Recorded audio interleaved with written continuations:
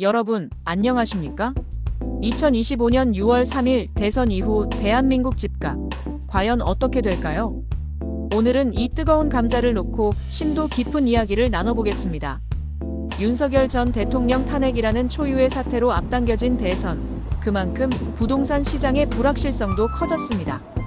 새 정부는 주거 안정과 시장 활성화라는 두 마리 토끼를 잡아야 하는 어려운 숙제를 안게 되었죠.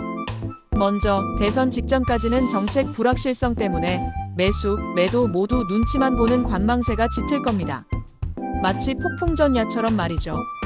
하지만 대선 결과가 나오고 새 정부가 출범하면 상황은 급변할 수 있습니다. 각 정당의 부동산 정책 방향에 따라 집값이 춤을 출 수도 곤두박질 칠 수도 있다는 거죠. 더불어민주당이 집권한다면 공공주택과 임대주택 공급 확대에 힘쓰면서 실수요자 보호를 강조할 겁니다. 문재인 정부의 주거복지 정책을 계승하되 좀 더 현실적인 접근을 하겠죠. 서울 도심 내 용적률을 높이고 공공, 민간 재개발을 활성화해서 수도권 주택 부족 문제를 해결하려고 할 겁니다. 물론 다주택자에 대한 세금 부담은 여전하겠지만 중산층의 세금 부담을 조금이나마 덜어주려는 노력도 병행될 겁니다. 반면 국민의힘이 집권하면 이야기는 완전히 달라집니다. 재건축, 재개발 규제를 확 풀고 세금도 확 낮춰서 부동산 시장을 활성화하겠다는 거죠. 재건축 용적률을 높여주고 초과 이익 환수제는 없애고 다주택자 양도세, 취득세 중과도 폐지하고 DSR 규제까지 풀어버리겠다. 이런 공약들을 내걸고 있습니다. 윤석열 정부의 규제 완화 기조를 그대로 이어가겠다는 의지가 엿보이죠. 하지만 문제는 아무리 규제를 푼다고 해도 서울 등 핵심 지역의 공급 부족은 쉽게 해결되지 않는다는 겁니다. 게다가 금리 인하에 대한 기대감까지 더해지면 집값 상승 압력은 더욱 거세질 수밖에 없죠. 특히 내년에 서울 신규 공급이 확 줄어들 것으로 예상되는데 정책 변화가 실질적인 공급 확대로 이어지지 않으면 가격 불안은 계속될 겁니다. 정치적인 불확실성도 무시할 수 없습니다. 정권이 바뀌면 부동산 정책도 롤러코스터를 탈 수 있기 때문에 건설사나 투자자들은 분양 시기를 늦추면서 시장 상황을 지켜볼 가능성이 큽니다. 마치 숨고르기를 하는 것처럼 말이죠. 그렇다면 지역별로는 어떤 영향을 받게 될까요? 수도권 지역 공급 확대에 대한 긍정적인 공약들은 일단 좋은 영향을 줄 수 있습니다. 대선 이후 건설사들이 미뤄뒀던 분양 물량을 쏟아내면서 하반기에는 공급이 늘어날 수도 있겠죠. 과거 정부의 사례를 한번 살펴볼까요? 대체로 규제를 완화하면 집값이 조금 오르거나 내리고 규제를 강화하면 집값이 오르는 경향을 보였습니다. 참 아이러니하죠? 결국 시장 상황과 정책 방향이 복합적으로 작용해서 집값을 결정한다는 겁니다. 여기서 4060세대의 영향력을 빼놓을 수 없습니다. 이들은 부동산 시장의 큰손이자 자산의 대부분을 부동산에 묶어둔 세대입니다. 새 정부의 정책 변화에 따라 희비가 엇갈릴 수밖에 없겠죠. 자, 이제 좀 더 깊숙이 들어가 볼까요?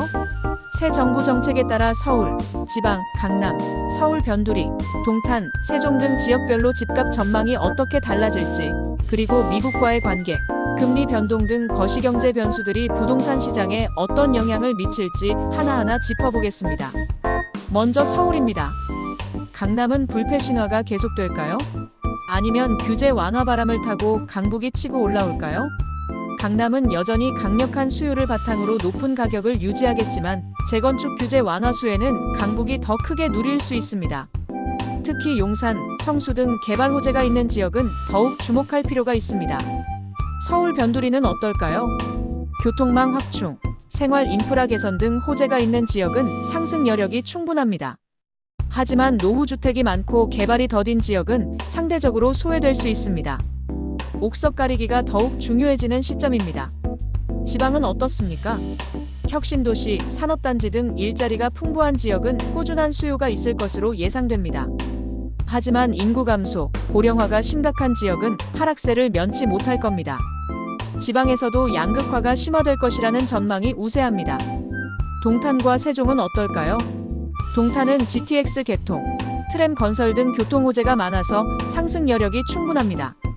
하지만 과도한 공급 물량은 주의해야 합니다. 세종은 정부 부처 이전, 국회 세종의사당 건립 등 호재가 있지만 최근 집값 하락세가 심상치 않습니다. 정책 변화에 따라 등락을 거듭할 것으로 예상됩니다. 미국과의 관계, 금리 변동 등 거시경제 변수들은 부동산 시장에 어떤 영향을 미칠까요? 미국 금리 인상, 한미 금리 역전 현상이 지속되면 외국인 투자 자금이 빠져나가면서 부동산 시장에 부정적인 영향을 미칠 수 있습니다. 또한 국내 금리 인상은 가계 부채 부담을 늘리고 주택 구매 심리를 위축시킬 수 있습니다. 그렇다면 똘똘한 한 채가 좋을까요? 아니면 오피스텔도 괜찮을까요? 똘똘한 한 채는 여전히 유효한 투자 전략입니다. 하지만 자금 여력이 부족하다면 오피스텔도 좋은 대안이 될 수 있습니다. 특히 역세권, 업무지구 인근 오피스텔은 임대 수요가 꾸준해서 안정적인 수익을 기대할 수 있습니다.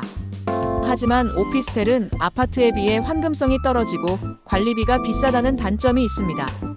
또한 주거용 오피스텔은 세금 부담이 클 수 있으므로 신중하게 투자해야 합니다.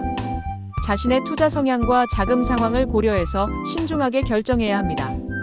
결론적으로 2025년 6월 3일 대선 이후 부동산 시장은 단기적으로 관망세를 유지하겠지만 새 정부의 정책 방향과 시장 상황에 따라 중장기적인 변화가 나타날 수 있습니다.